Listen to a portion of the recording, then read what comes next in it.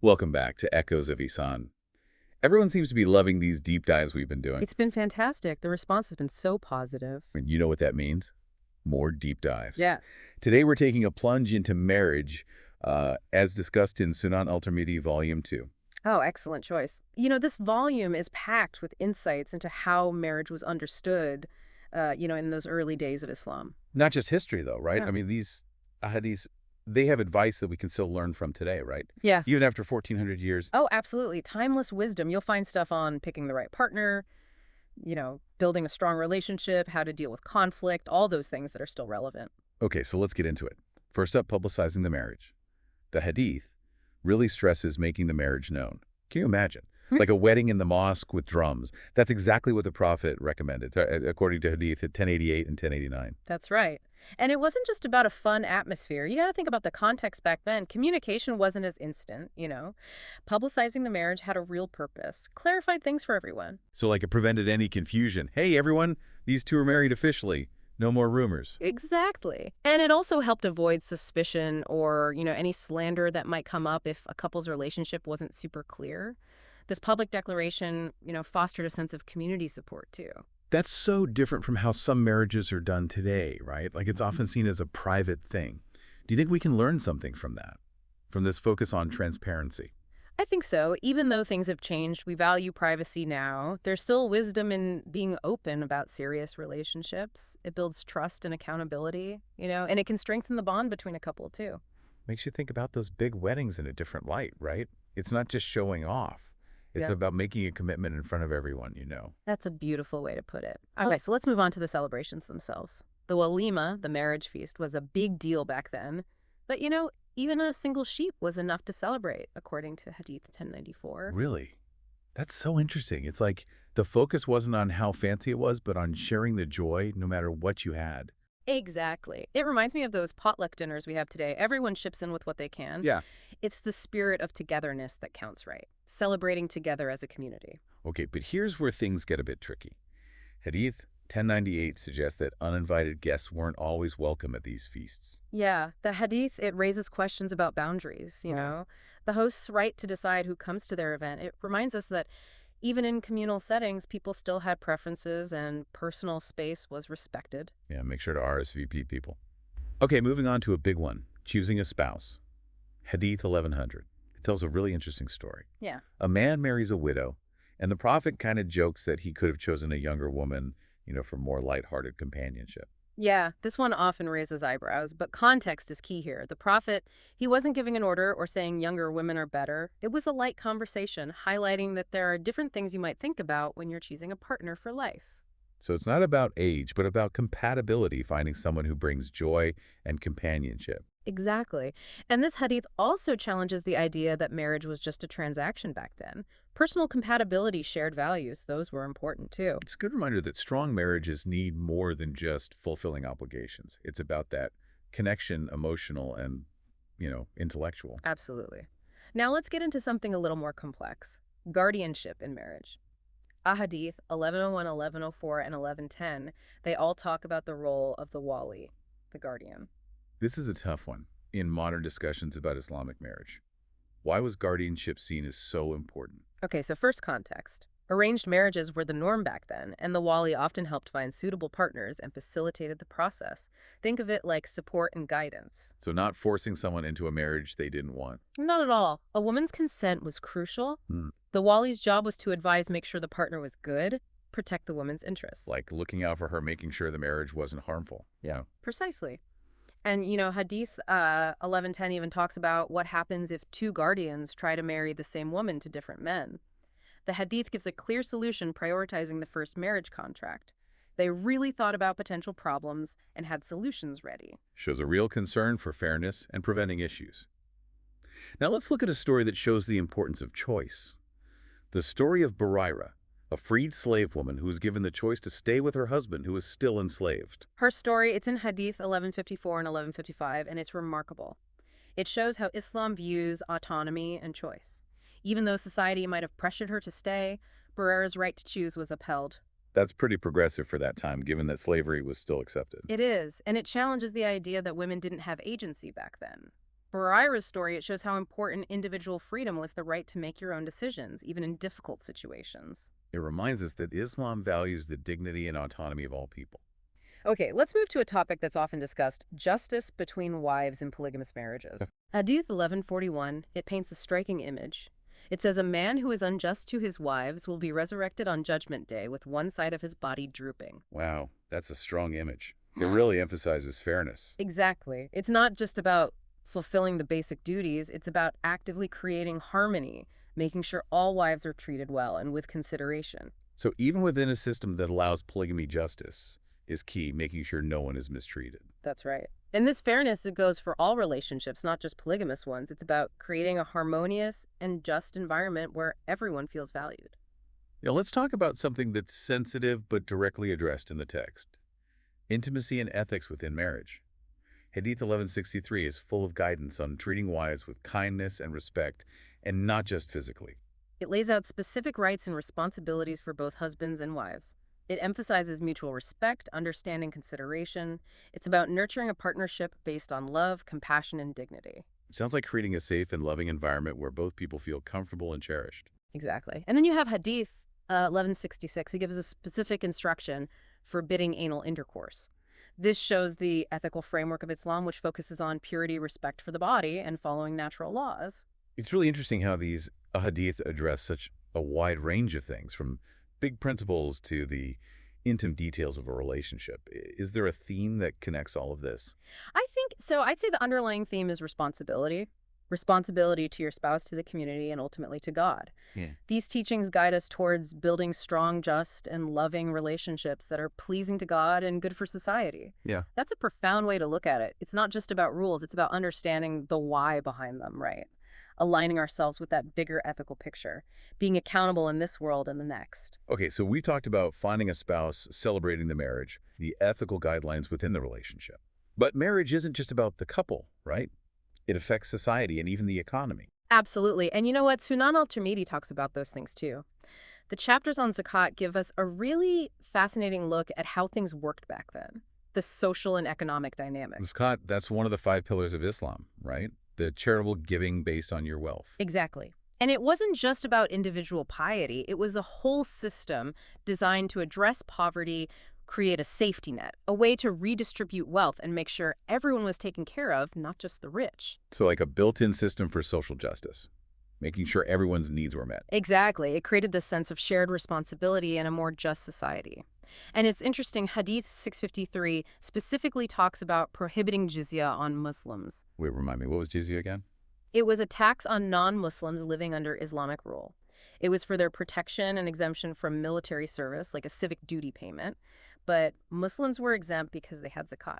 So it was like a parallel system. Yeah. Everyone contributes to the well-being of society, but in a way that's fair. Exactly. It was about creating a system where everyone had a part to play in supporting the community. That's really insightful. Okay, so zakat addresses wealth on a societal level, but what about individual attitudes towards wealth? Is that in the text too? It is. Hadith 651 actually addresses something that was disliked, begging for wealth if you didn't really need it. It emphasizes self-reliance and earning a living honestly. So like having a good work ethic, not relying on handouts unless you absolutely have to. That's a timeless lesson. It is. It's about taking care of yourself financially, contributing to society, not being a burden. It's about dignity and responsibility. And that connects with the whole idea of entrepreneurship today, right? Yeah. Taking initiative, creating your own opportunities, not just waiting for things to be given to you. Exactly. It's about understanding that real wealth isn't just about possessions. It's about character and contribution, using your skills to help yourself and the community. That's powerful. Okay, so we've covered finances, but life isn't always about gaining wealth and building a future.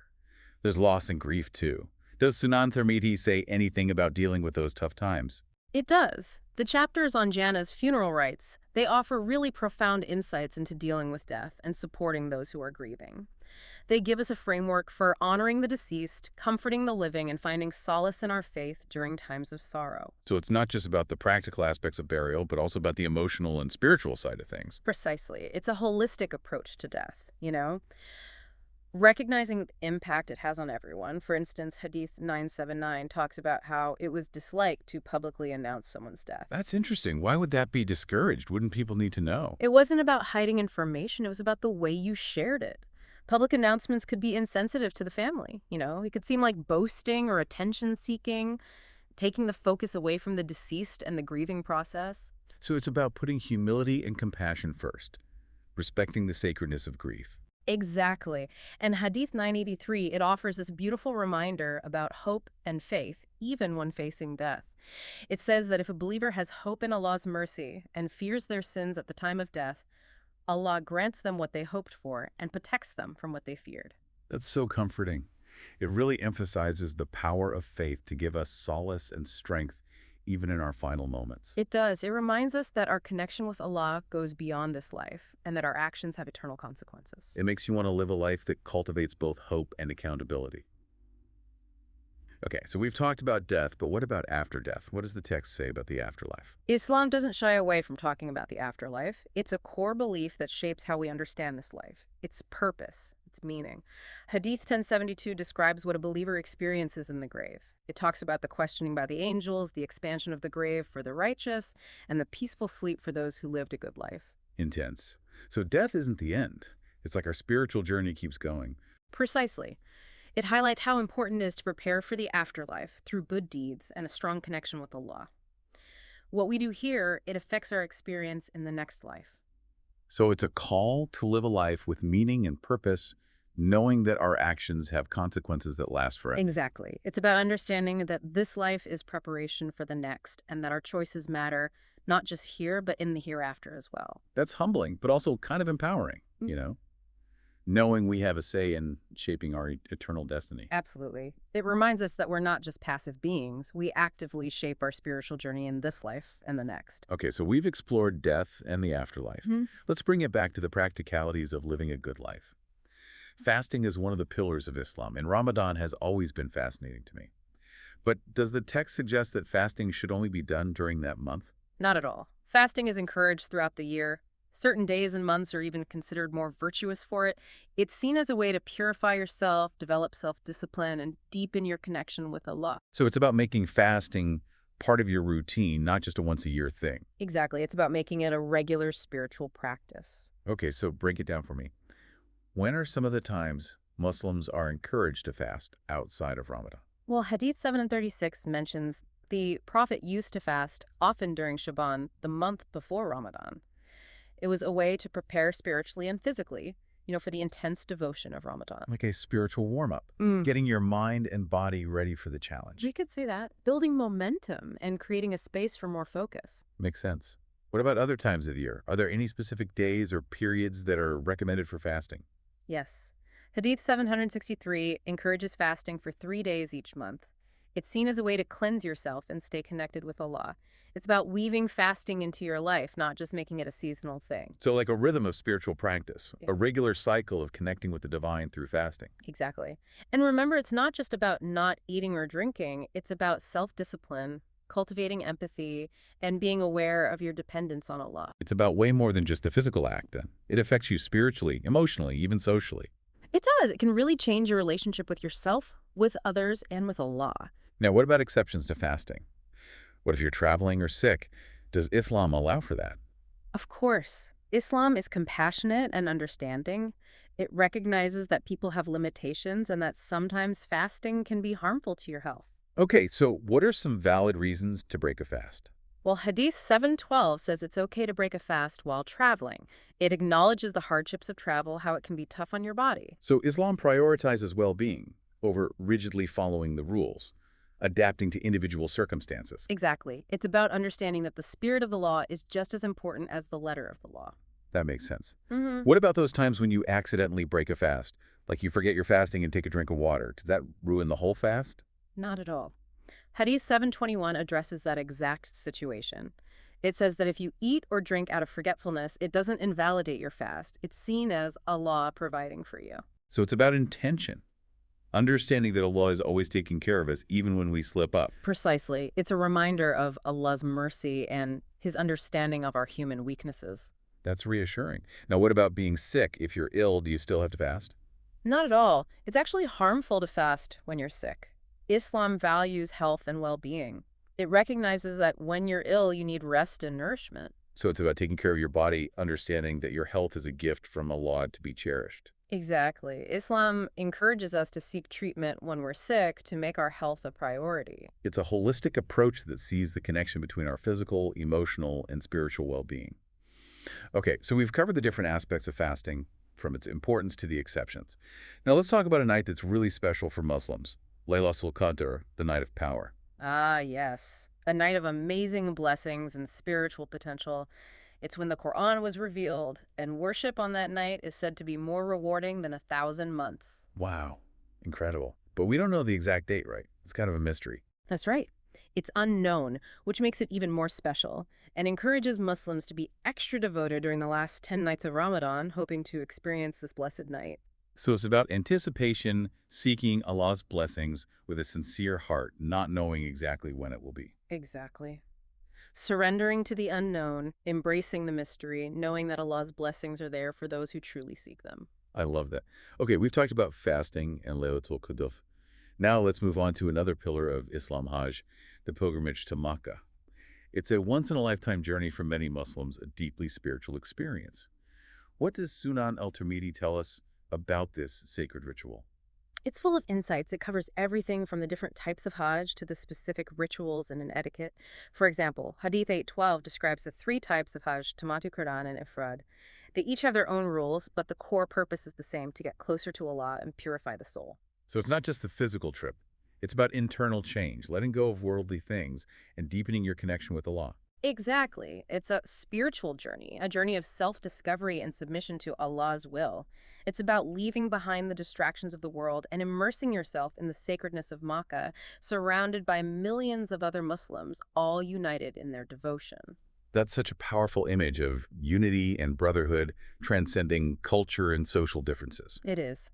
Hajj reminds us that we are all part of one global ummah, a community brought together by our faith and submission to Allah. Now let's talk about a part of Hajj that I find really moving, the talbiyah, the declaration of intention. Hadith 825 tells us the exact words the Prophet recited during his pilgrimage. It's a powerful statement of faith. It is. The Talbiyah keeps the pilgrim's purpose in mind, declaring their willingness to answer Allah's call and submit to His will. It connects them to the countless Muslims who have said those same words throughout history, creating this sense of continuity. It's like a mantra that keeps them focused on their spiritual journey, reminding them why they're there and who they're seeking. Precisely. And Hadith 828, it adds this beautiful layer of meaning to the Talbiyah. It describes how even the rocks, the trees, the mud, they respond to the pilgrim's declaration, creating this symphony of praise for Allah. Wow. That's amazing. It's like all of creation is joining in the pilgrim's worship, recognizing the power of their devotion. Exactly. It shows how everything is connected and the impact that sincere devotion can have on the world. It's a reminder that our actions have ripple effects going beyond ourselves and affecting everything around us. Okay, so we've talked about the spiritual meaning of Hajj and the Talbiyah. Now let's talk about something that often makes people curious, the restrictions on the mu'ath. The person in the state of Ihram Hadith 833 lists the specific clothes. You can't wear like shirts, pants, burnouses, turbans, even kufu, those leather socks. Those restrictions have a deep purpose. They symbolize equality and humility, taking away any outward signs of status, reminding pilgrims that everyone is equal in the eyes of Allah. So it's about letting go of worldly things and focusing on your relationship with Allah, recognizing that true piety comes from the heart, not from what you look like. Exactly. It's about leveling the playing field, creating a space where everyone, no matter how rich or powerful they are, stands equal before their creator. And these rules apply to women too, right? Yes. The Hadith says that women in Ihram shouldn't cover their faces or wear gloves. It's a shared experience of sacrifice and spiritual focus, going beyond gender and social differences. So there's this sense of unity and equality, a reminder that all Muslims are on the same path towards seeking Allah's pleasure, regardless of their outward differences. Exactly. It's about recognizing that shared humanity that connects us all as creations of Allah, stripping away those superficial things that often divide us. Okay, so we've covered clothing restrictions. Now let's talk about a ritual that's often misunderstood, the stoning of the Jamarat. It symbolizes rejecting temptation, but I've heard it can get chaotic and even dangerous with so many people doing it at the same time. What does the Hadith say about this? You're right, it can get crowded. But Hadith 903 stresses doing this ritual with grace and dignity, avoiding pushing or hurting others. It reminds us that even when we're worshiping, our actions should show kindness, respect, and consideration. So it's about making sure our actions match our intentions, that even our rituals show the values we believe in. Precisely. It's about remembering that Islam is about balance. Inner piety should be reflected in our actions. Our devotion shouldn't just be in our rituals, but also in how we treat others.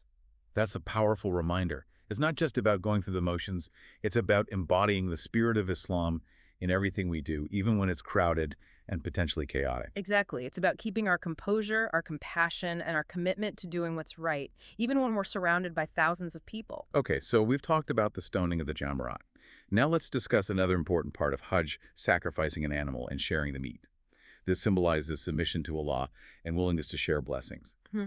But how is the meat distributed? Are there guidelines? There are. Hadith 904 says that 7 people can share in one sacrificed camel or cow. This shows how important community is and making sure that even those who don't have a lot can take part in this ritual. So it's about including everyone, making sure everyone benefits from the blessings of Hajj, no matter their financial situation. Exactly. It's a reminder that Islam is about compassion, prioritizing the needs of the community, and making sure everyone has the chance to experience the spiritual and social benefits of this sacred ritual. That's a great example of how Islamic teachings combine personal acts of worship with social responsibility and caring for the community. Now, something that I think many people worry about during Hajj is making mistakes. With so many rituals and guidelines, it's easy to forget a step or do something wrong.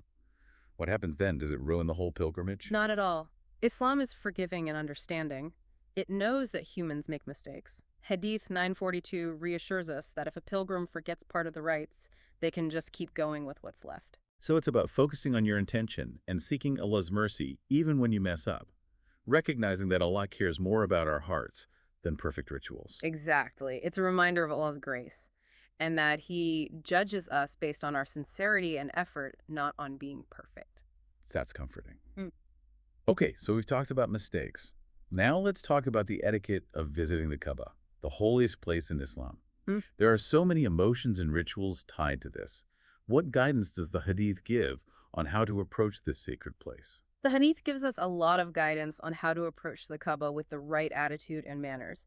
For example, Hadith 855 talks about raising your hands when you see the Kaaba. It's like a spontaneous reaction of awe, isn't it? A natural expression of devotion. Exactly. It's not a required ritual, but a heartfelt expression of love and humility, recognizing the greatness and holiness of the Kaaba. So it's about letting our emotions guide us, expressing our devotion in a way that feels real and meaningful. Precisely. It's about recognizing that our connection with Allah isn't limited to rituals. It can be expressed through different actions and emotions. I love that. And what about tawaf, walking around the Kaaba? Are there specific rules for how to act during this ritual? Yes, Hadith 879 emphasizes humility and respect during tawaf. It says to avoid doing anything that might distract or bother others because everyone is focused on their own personal worship. So balancing personal devotion with communal harmony, remembering that our actions affect those around us, even in sacred spaces. Exactly. It's about sharing the space and being respectful, recognizing that we're all part of a larger community, all trying to connect with Allah in our own way. That's a good lesson even beyond Hajj, reminding us to always be mindful of how we affect others, even when we're focused on our own goals or spiritual practices. Absolutely. It's about developing empathy and compassion, understanding that we are all connected and that our actions have an impact on others. Okay, so we've talked about the etiquette at the Kaaba. Now let's talk about something that's often a source of curiosity and even disagreement, the differences between men and women in Islamic teachings. Sunan al Tirmidhi addresses these differences, and it's important to approach these discussions with care and nuance. You're absolutely right. Context is crucial when we interpret these teachings, and we have to remember that they were revealed in a particular time and place. Okay, so let's look at some of these differences. For example, Hadith 914 prohibits women from shaving their heads during Hajj. Can you explain the reasoning behind this? Of course, this rule reflects the social norms of the time and the importance of women's modesty and being different from men. In that culture, shaving your head was seen as something men did, and women were expected to look different. So it's about fitting in with the cultural expectations and maintaining those gender roles. Precisely. And it's important to remember that these rulings can be interpreted in different ways and may change depending on the culture and society. So there's not always one right answer. It's about understanding the principles behind the rulings and applying them in a way that makes sense for the situation. Exactly. Islamic teachings are meant to be flexible to provide guidance that can be used in different situations and cultures. Now let's talk about something that's really relevant today, inheritance. The text has a whole chapter on this, explaining how wealth should be divided after death. It can be a sensitive topic, especially when families are grieving.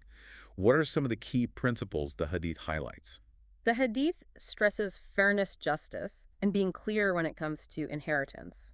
For instance, Hadith 974 talks about how important it is to write a will to make sure your belongings are divided according to Islamic law and to avoid arguments between your heirs. So it's about planning ahead and making sure your loved ones are taken care of after you're gone, preventing conflict during a difficult time. Exactly. It's about fulfilling your responsibilities, leaving behind a legacy that follows Islamic principles, making things easier for your family, and making sure your wealth is divided fairly. And the text also talks about inheritance for women, right? Does Islamic law give women the right to inherit? Absolutely. Islamic law gives women the right to inherit, though their share might be different from men's depending on their relationship to the deceased and other factors. So women have financial rights and independence, making sure they have a legal claim to part of the inheritance. Precisely. This was a big change from before Islam, when women often weren't allowed to inherit anything. Islam recognized that women needed financial security and made sure they weren't left with nothing or dependent on others. It reminds us that Islam brought about important changes, empowering women and giving them legal and financial protections they didn't have before. Exactly. It's about recognizing the inherent dignity and value of all people, no matter their gender, and ensuring that everyone is treated fairly. Now let's talk about something that can be confusing and even scary, the Day of Judgment. It's a core belief in Islam, and Sunan al Tirmidhi describes what will happen on that day. That's right. It's a day when all of humanity will be held accountable for what they did in this life. Hadith 1073 paints a vivid picture of the resurrection, everyone being gathered, and our deeds being weighed on a scale of justice. Wow, that's powerful. It really makes you think about how our actions have consequences that last beyond this life. It does. It reminds us that we answer to Allah and that we need to live a life that prepares us for that final judgment. This life is a test, a journey to our eternal destination. So we should live with intention and purpose, knowing that our actions have consequences that last forever and that we'll be judged on how we lived. Exactly. It's about aligning our actions with our beliefs, trying to live according to Allah's will, and seeking His forgiveness. It's humbling, but also empowering. It pushes us to make good choices and focus on what really matters. It does. It helps us live with purpose, knowing that our actions have a real impact, not just on our lives, but on the world around us and our eternal fate. Okay, so we've explored the Day of Judgment. Let's shift gears and talk about something that's often debated within Muslim communities, divorce. Sunan al Tirmidhi talks about this, giving guidelines and procedures. Yes. While marriage is sacred in Islam, sometimes relationships end and separation is needed. Sunan al Tirmidhi acknowledges this and provides guidance on how to go through divorce in a way that minimizes harm and respects both people. So it's not about forbidding divorce, but about making sure it's done fairly and compassionately. Exactly. For example, Hadith 1176 talks about starting the divorce process during a woman's period of purity. This ensures that she can remarry if she wants to and prevents confusion about the timing. So even in a tough situation, fairness and the woman's rights are important, minimizing harm and ensuring dignity for both people throughout the process. Exactly. And Hadith 1192 gives us some historical background about divorce. It mentions that before clear guidelines were revealed, men could divorce their wives repeatedly for any reason, even saying things like, "I won't divorce you completely, but I won't let you live with me either." This caused a lot of uncertainty and emotional pain for women. That sounds awful, like they were stuck in limbo with no legal protection. It was. That's why the Quran established rules limiting how many times a man could pronounce divorce and making the process more structured and just. So it was about creating order and fairness, protecting the rights of both people, and making things more equitable. Exactly. And remember, while divorce is allowed in Islam, it's considered a last resort, and couples should try everything to reconcile and save their marriage. It's about recognizing how important marriage is and trying to work things out before separating, trying everything else first and approaching the decision with seriousness. Absolutely. It's about understanding the weight of the decision and how it affects not just the couple, but also their families and the community. Okay, we've discussed divorce. Now let's talk about polygamy, another topic that often sparks debate. Sunan al Tirmidhi discusses this practice, directly outlining specific rules and conditions. That's right. Polygamy, having multiple wives, is permitted in Islam under certain conditions. But it's important to understand that it's not required or even encouraged. It's an option with very specific guidelines to ensure fairness and justice for everyone involved. So it's not like men can just have as many wives as they want. There are clear boundaries, Absolutely. And Hadith 1141 emphasizes this. It says that a man who is unjust to his wives will be resurrected on the day of judgment with one side of his body drooping. A pretty powerful image that shows how serious this responsibility is. Wow. That's a strong reminder about the consequences of treating your wives poorly. Oh, It makes it clear that fairness is absolutely essential in polygamous relationships. it does.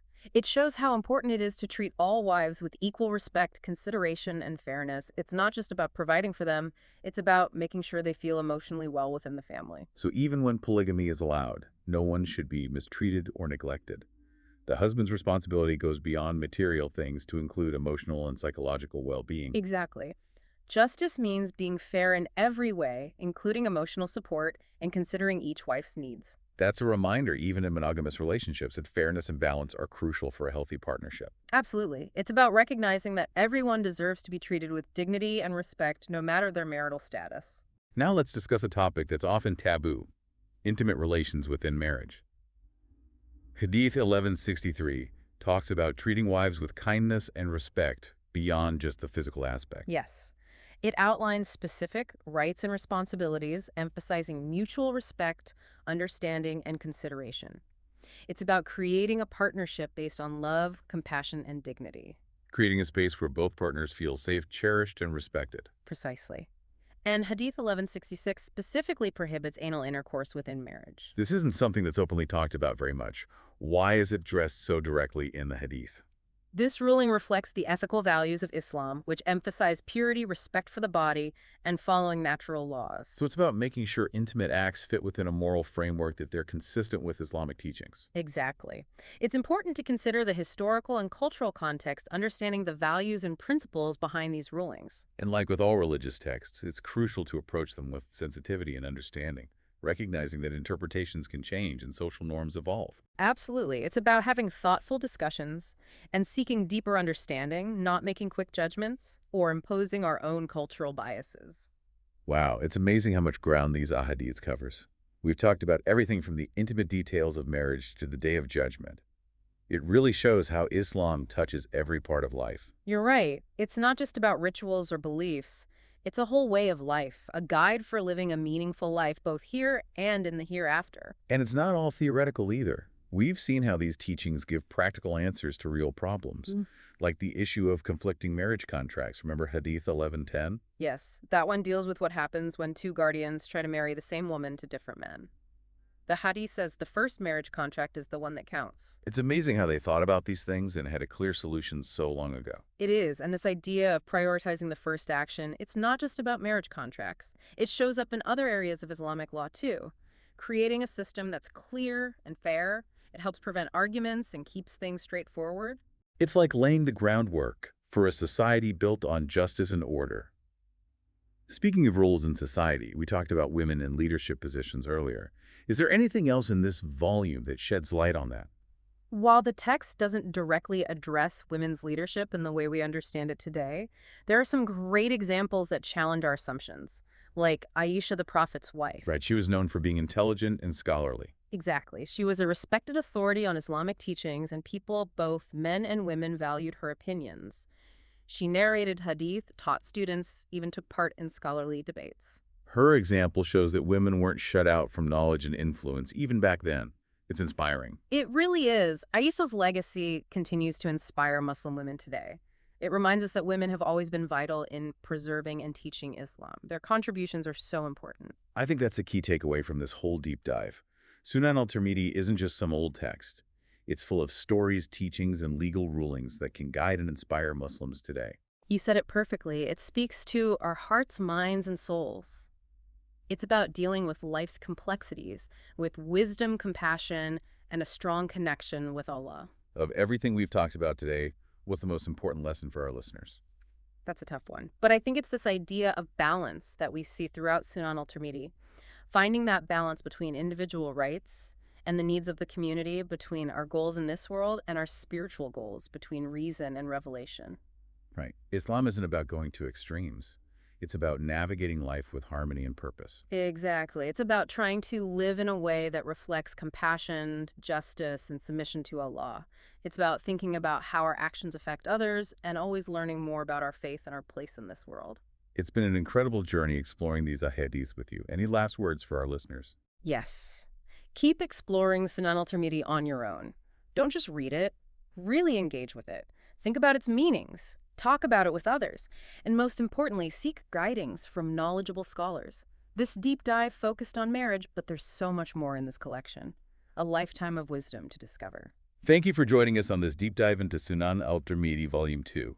We hope you learned something new and gained a deeper appreciation for the richness of Islamic teachings. Until next time, may Allah guide you on your path of knowledge, understanding, and righteousness.